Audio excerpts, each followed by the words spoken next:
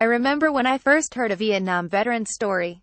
I was captivated as he described his desperate attempts to render aid as his dying best friend bled out in front of him. Half a world away, and decades later in 2008, the scene was still painful for him to recall. But the most shocking part of the story was his return home.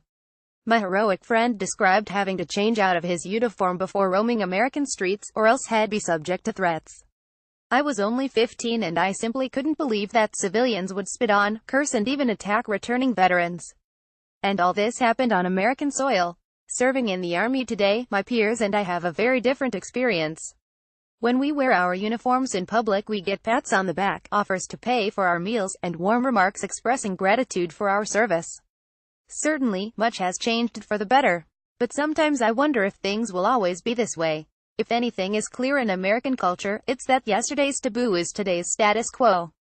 The more we normalize disrespect to the national anthem, applaud Pledge of Allegiance protests, and entertain discussions about how democratic ideals are somehow inherently flawed, the easier it will be to disrespect the people who are sworn to protect those ideals. In other words, what's preventing Americans from mistreating service members in the future as a form of protest? The more we normalize disrespect to the national anthem, applaud Pledge of Allegiance protests, and entertain discussions about how democratic ideals are somehow inherently flawed, the easier it will be to disrespect the people who are sworn to protect those ideals. In our polarized country, everything is potential political fodder. Sports, entertainment, holidays, national tragedies, things that once unified us, are now sources of division. Military service is still one of the few things in our society that both sides of the political spectrum can agree is worthy of respect. Supporting the armed forces is about the last inch of common ground left in America. But how much longer until that ground is under siege by those who seek to divide us? To be clear, I'm not calling for Americans to blindly worship the military. As Army veteran David French aptly pointed out in a recent piece in the National Review, not everyone in the military is a hero. The mere act of donning a uniform does not make you any better than any other American. And I agree with French's assertion that loving the troops and supporting the military means holding both accountable. But military accountability is an entirely different issue from the growing anti-American sentiment percolating through our culture.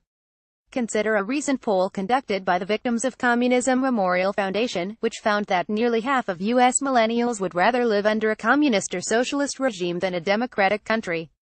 Amazingly, 1 in 5 Americans in their 20s view Soviet dictator Joseph Stalin as a hero, while over 25% thought highly of his predecessor Vladimir Lenin and North Korean dictator Kim Jong-un.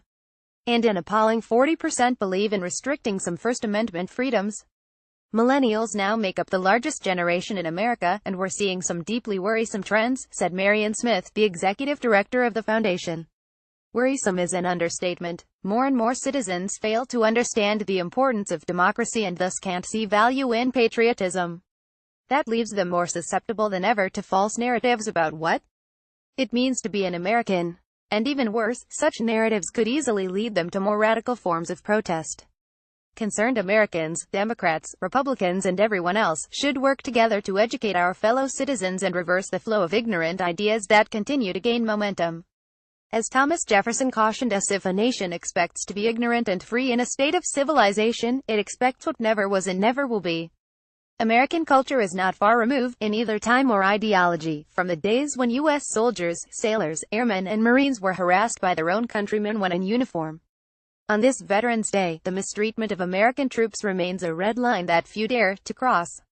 But with every new protest, it seems that line gets a little less clear.